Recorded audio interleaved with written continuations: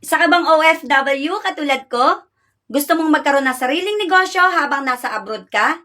Yung long-term, online, at hindi mo kailangan tutukan ng buong araw. May good news ako para sa'yo. May opportunity online na swak sa schedule ng mga taong busy at malayo sa Pilipinas.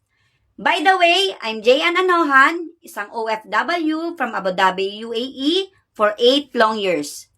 Actually, marami pang mga OFWs ang hindi aware na pwede pala tayong kumita part-time habang nasa abroad ka.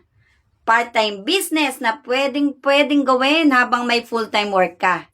Marami ng mga OFWs sa iba't ibang bansa ang nagsimula at kumikita na din dito. Yung iba, ginawa ito part-time abroad at naging exit plan para makauwi for good sa Pilipinas. Kaya kung ikaw ang someone na pagod na sa paulit-ulit na kontrata, this opportunity is for you. I-DM mo lang ako, kabayan. I will guide you here step by step hanggang makuha mo rin ang resulta na deserve mo.